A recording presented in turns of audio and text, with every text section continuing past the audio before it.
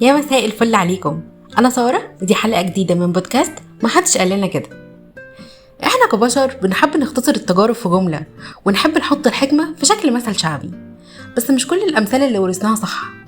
في أمثال اتقالت من زمان بس لو دققنا فيها شوية هنكتشف إنها مش بس غلط، أحيانا كمان بتكون بتضحك قوي.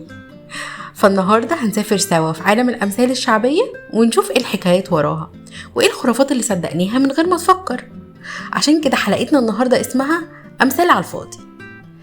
وأول مثل معنا النهاردة ده أنا عايزة أقوله وأنا بتخانق. عارفين نعم يا الدلعات دي؟ طول عمرنا بنسمعها كده في الأفلام القديمة وأوقات كمان بنقولها لبعض بالهزار، بس المثل ده مش أصله كده خالص. هو في الحقيقة بيقول نعم يا ألد أعدائي، يعني أشد أعدائي.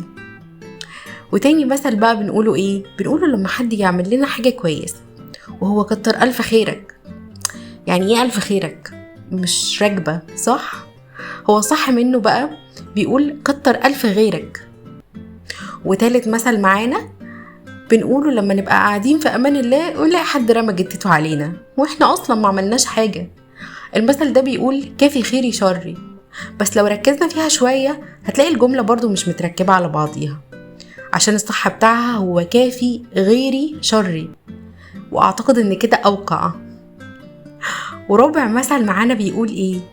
بيقول ده ما بينهم مصانع الحداد. طب هي فين مصانع الحداد دي؟ وإيه هو أصل المثل؟ أصل المثل بيقول إن ده راجع لزوج وزوجته كانوا عايشين في خلافات على طول بسبب لسان مراته الطويل.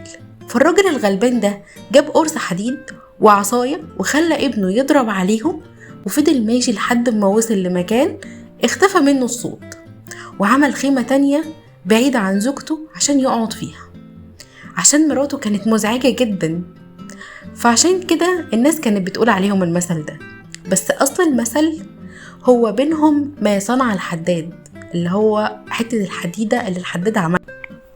خامس مثل معانا بيقول ايه؟ بيقول وشه يقطع الخميرة من البيض. طب هو ايه اللي جاب الخميرة للبيض؟ الصح بتاعها هو وشه يقطع الخميرة من البيض، وده كان قصدهم بيه لما واحد نكد يدخل البيت بيقطع الخميرة، يعني بيبوظها، وبالتالي هو هيبوظ العيش اللي بيتخبز في البيت فهيقطع الخير منه. فوشه النكد المكشر ده هو اللي هيمنع الخير والبركة. وسادس مثل معانا بيقول ده فلان طور الله في برسيمه. طبعا حاشا لله ان احنا نخصصه طور، فالمثل ده في الاساس هو ايه؟ هو طور لاهي في برسيمه. لاهي يعني بيلعب، يعني الطور قاعد بياكل برسيمه في حاله واحنا اللي عملنا عليه حوار. وسابع مثل بيقول ابعد عن الشر وغنيله. مش عايزة استظرف بصراحة، بس اغنيله ايه؟ هي في الحقيقة اسمها ابعد عن الشر وقنيله، يعني اعمل ما بيني وما بين الشر قناة زي المجرى المائي كده عشان اخد مساحتي الكافية وابعد عنه. وتامن مثل بيقول ايه؟ بيقول هو فاكر نفسه ابن بار مديله. وده طبعا بنقوله على الانسان المتكبر. طب هو سوري، يعني هيبقى متكبر ازاي وهو في الاخر حيوان عنده ديل؟ ما هي دي مش تعقل يعني. هي في الاصل هو فاكر نفسه ابن بارون ديلون، وبارون ديلون ده هو المهندس اللي بنى قصر البارون. وتاسع مثل معانا بيقول من علمني حرفا صرت له عبدا. بس هي في الاصل من علمني حرفا صمت له عهدا. وعاشر واخر مثل معانا وانا سبته للاخر عشان هو فعلا اهم واحد، بيقول اسأل مجرب ولا تسأل طبيب. طب الدكتور الغلبان اللي قعد 7 سنين يدح هنعمل فيه ايه؟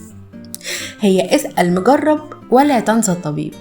وانا كسارة بقولك ما تسألش مجرب خالص وروح للطبيب على طول، ومش عايزين فتي.